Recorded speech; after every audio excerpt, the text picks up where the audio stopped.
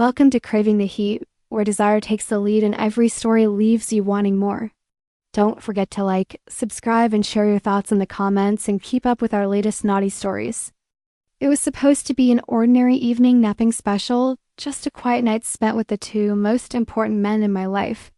I had no idea that one small moment, one fleeting decision would tear apart everything I had built. I met David, my husband, almost 7 years ago, and we built a life together that I had always dreamed of. We had our ups and downs, but like any couple, we worked through them.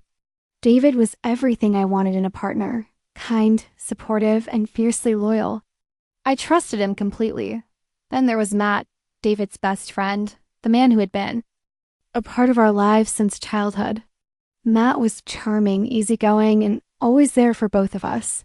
He had always been a constant presence in our home, often popping over for dinners, weekend trips, or just to hang out. I knew he had feelings for me, but he was never disrespectful about it. He knew the boundaries, and I respected him for never crossing them.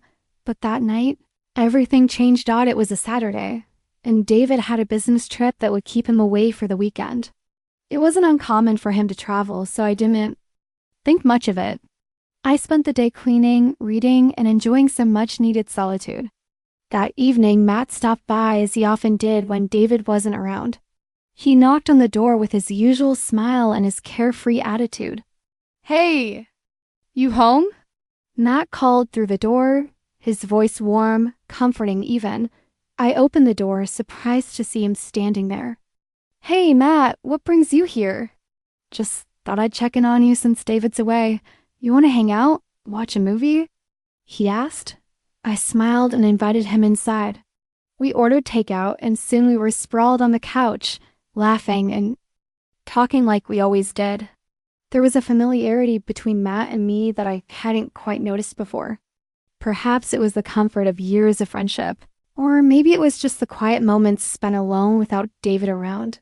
We talked about everything and nothing, from work to personal lives, the light banter turning more serious as the hours passed. As the movie played, I leaned my head back against the couch, feeling more relaxed than I had in a long time.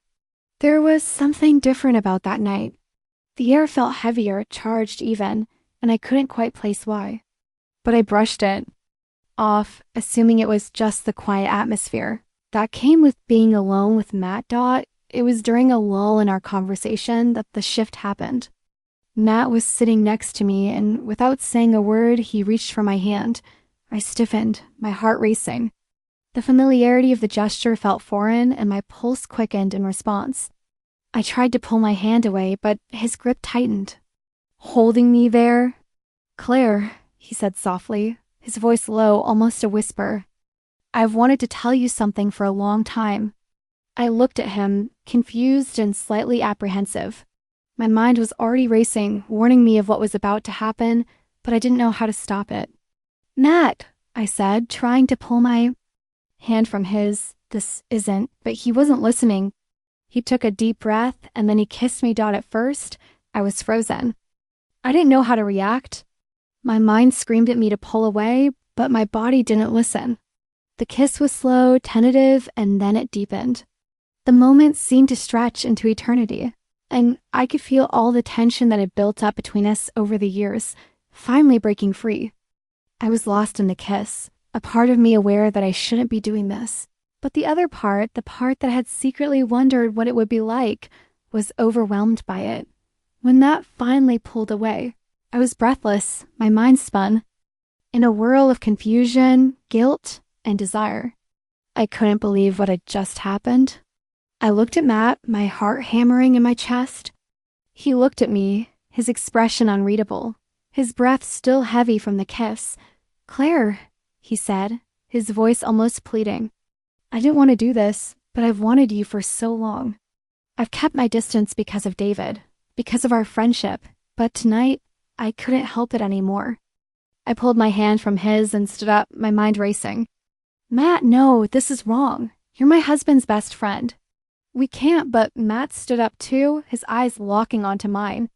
"You're right," he said quietly, "but I couldn't live. with myself if I didn't tell you how I felt. I love you, Claire. I've always loved you. The room felt suffocating. I stepped back, as if trying to distance myself from the reality of what had just transpired. My mind was in overdrive, but I couldn't seem to grasp the magnitude of the situation. How had this happened? Why had I allowed it? I'm married. To David, I whispered, my voice barely audible. I love David. But Matt just looked at me with that pained expression, his eyes filled with longing. I know, he said, stepping closer. But sometimes love doesn't follow the rules. You're everything I've ever wanted, Claire. I turned away from him, my hands shaking.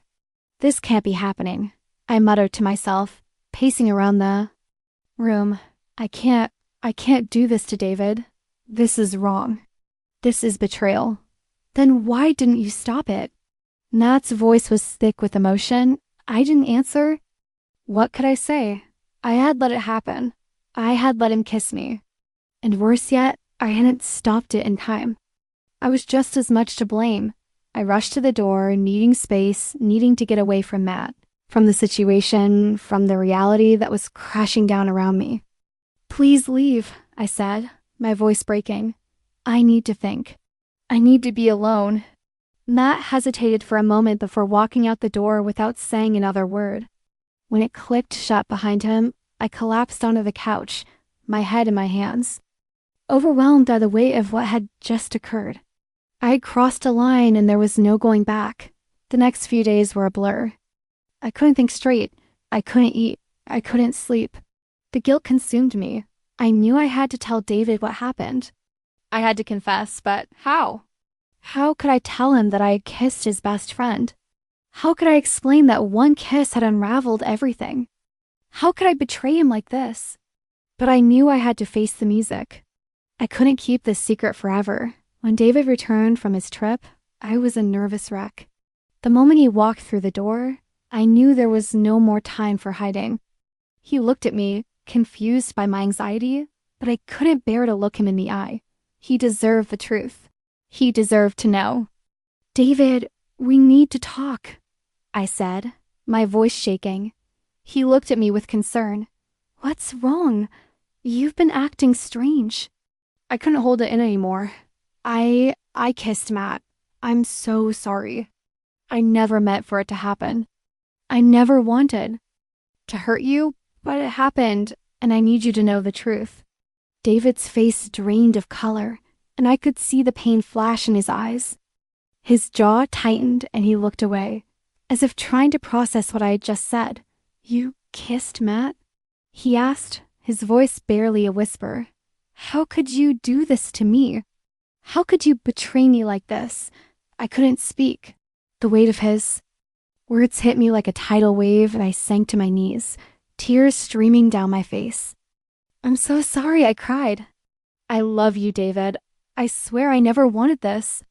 David turned away from me, walking out of the room without saying another word. I had lost him. I had lost everything. The days that followed were filled with silence, broken only by the distant sounds of David packing his things.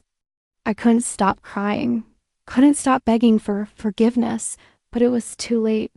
The damage had been done. Matt tried to reach out, but I couldn't face him. He had crossed a line, and so had I. I couldn't allow his love for me to destroy what was left of my marriage. But even as I tried to push him away, a part of me longed for the closeness we had once shared. I had destroyed everything in a moment of weakness, and I would spend the rest of my life regretting the kiss that had unraveled everything. The days that followed were filled with a kind of numbness that I couldn't shake off. I kept reliving the moment over and over in my head. The kiss, Matt's confession, David's reaction, and every time it felt as if I were drowning all over again. I thought about the love I had for David, the life we had built together, and how it all seemed to be slipping through my fingers because of one moment of weakness, one misstep that had set everything on fire. David barely spoke to me after that night. He kept to himself, retreating into silence, and I found myself walking on eggshells, unsure of what to say or do to make it right. Every glance from him was filled with hurt, Every word seemed so distant, as if he couldn't bear to look at me anymore. And how could he? What I had done was unforgivable, a betrayal I couldn't take back. I tried to reach out to him apologizing, begging him to understand that it had been a mistake, that it had never meant to hurt him, but nothing seemed to make a difference. Each apology felt hollow, as if it was just a whisper in a storm. David wouldn't look me in the eye for days, and every time he did, it was as if I could feel the weight of his disappointment in my soul. I couldn't bear the silence between us, but I didn't know how to bridge the chasm that had formed. The more I tried, the further he pulled away. Matt, too, seemed to vanish from my life. He sent me texts calling, asking if we could talk, but I couldn't bring myself to face him. I couldn't look at him without seeing the wreckage he had caused. What had we done? How had we crossed that line? I thought I understood Matt, his loyalty to David, the friendship they had shared, but that night, everything had changed. His love for me had complicated our already fragile connection, and I couldn't figure out how to undo the mess we had created. One evening, about a week after the kiss, I found myself sitting alone in the living room, staring at the empty space that had once felt so full of life. The house felt quieter now, emptier. I missed David's presence, the way he would talk about his day, his laugh, the way we had joked about the little things. I missed the warmth of his touch. And yet, here I was, surrounded by all the memories we had built together, wondering if I would ever be able to fix what I had broken. Then the doorbell rang. I wasn't expecting anyone, but as I opened the door, there he was, David, standing in the doorway with a look of determination in his eyes. For the first time in days, he looked directly at me, not avoiding my gaze. "I need to talk to you," he said, his voice steady but filled with emotion. "We need to talk about what happened." I nodded, heart racing. I had no idea what was coming, but I was desperate for anything that might bring us back together. He walked in, his movements deliberate. He didn't sit down right away, but instead stood by the window, looking out at the street as if he were gathering his thoughts. I stood silently, waiting for him to speak, but I had no words left. What could I say that hadn't already been said? How could I fix this? Finally, after what felt like an eternity of silence, David turned to face me. His eyes were dark, filled with a mixture of pain and confusion. "Claire," he began, his voice low, "I don't know what happened between us. I don't know when it all started falling apart, but I feel like I lost you. The person I trusted most in the world, the person I married, did something I can't even begin to understand." "I'm so sorry," I whispered, my voice breaking. "I never meant for any of this to happen. It was a mistake, a terrible, selfish mistake." He nodded slowly, his eyes never leaving mine. "I know, I can see that, but the thing is, Claire, I don't know if I can ever trust you again. Not after this." The words hit me like a punch to the gut. I had feared this, had known in my heart that trust was the one thing that, once broken, could never truly be repaired. I felt my chest tighten, my breath caught in my throat. "I love you, David," I said desperately. "Please, I'll do anything to make this right. I know I've hurt you, but I need you to understand that I never meant for any of this. I love you. You are the only one I want." David was silent for a long time, his gaze softening, but the distance between us still felt insurmountable. "I want to believe that," he finally said. "I really do. But the truth is, I'm hurt. I'm angry. And I don't know if I can get past it." I felt tears well up in my eyes, but I couldn't stop them. The weight of his words, the hurt in his voice, was more than I could bear. "Please," I whispered, "please don't give up on us.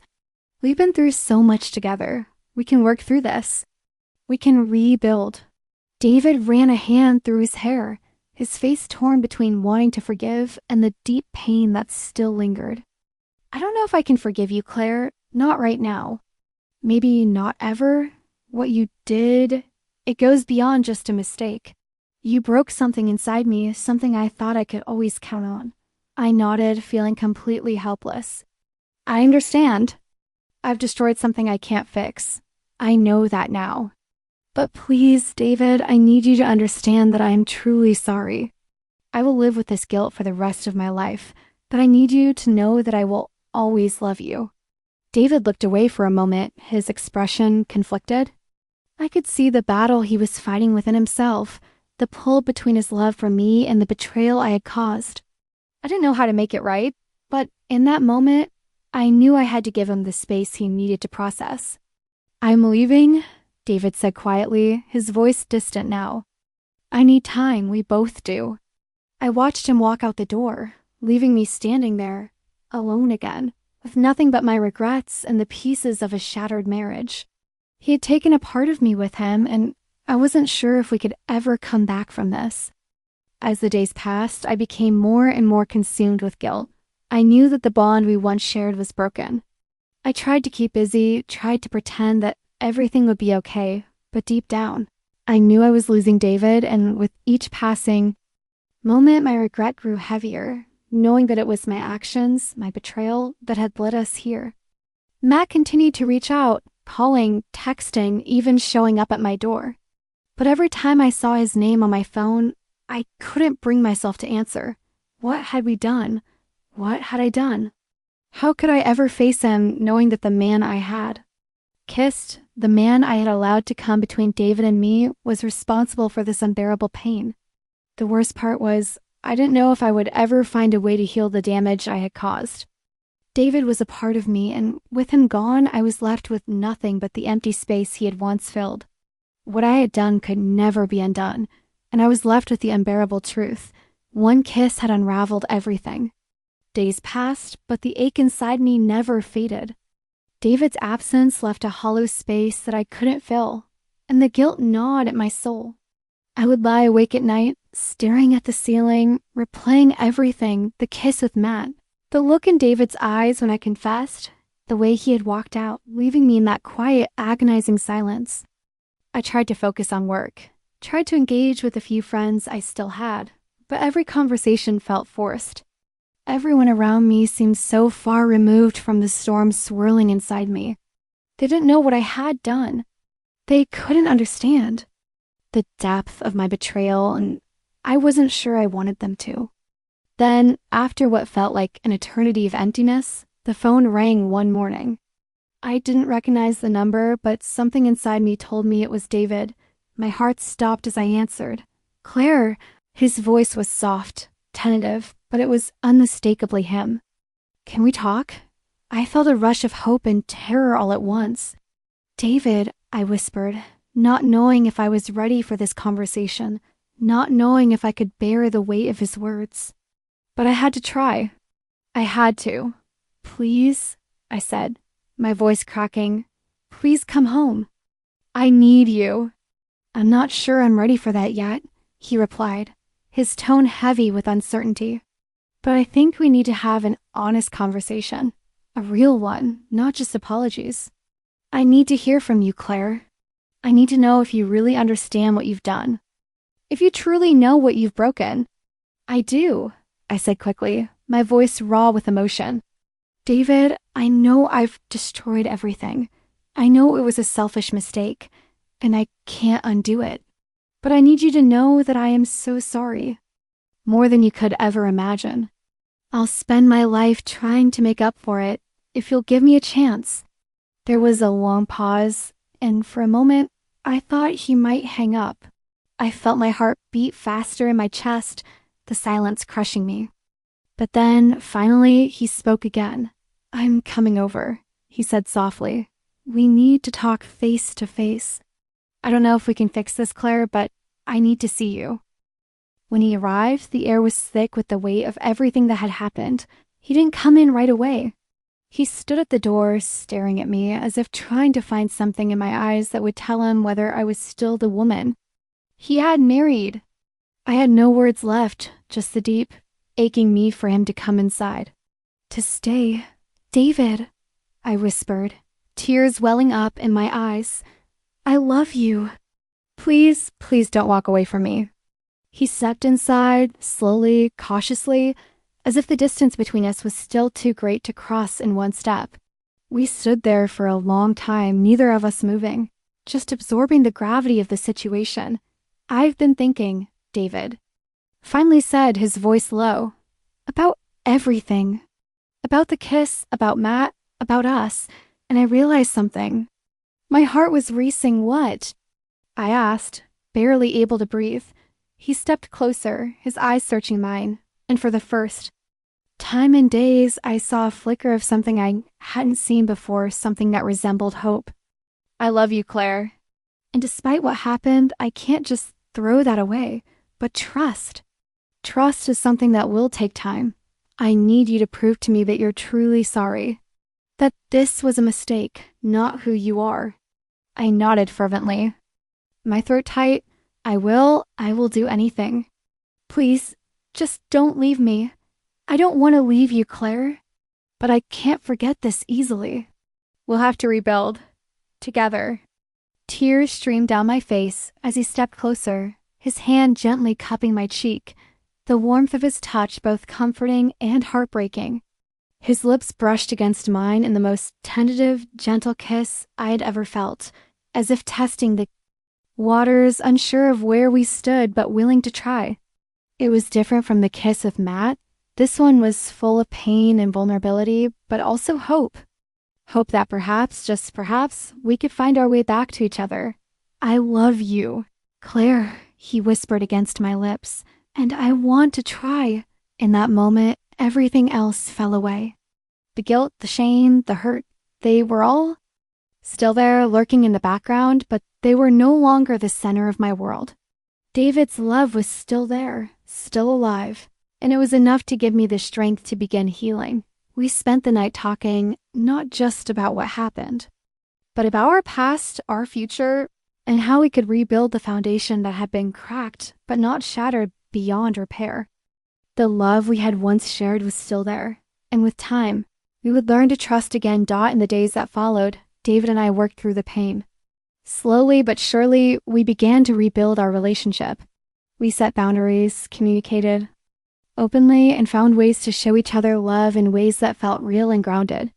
We didn't rush the process, but we knew one thing for certain: our love was worth fighting for. And so, in the quiet of our home, surrounded by the memories we had once made and the new ones we were starting to create, I finally felt the healing begin. It would never be the same, but it could still be beautiful. And in the end, that's what mattered most. I had made a terrible mistake, one that would haunt me forever. But I had also found the strength to fight for the one thing that mattered most: love. And in the end, it was that love that brought us back together, stronger than ever before.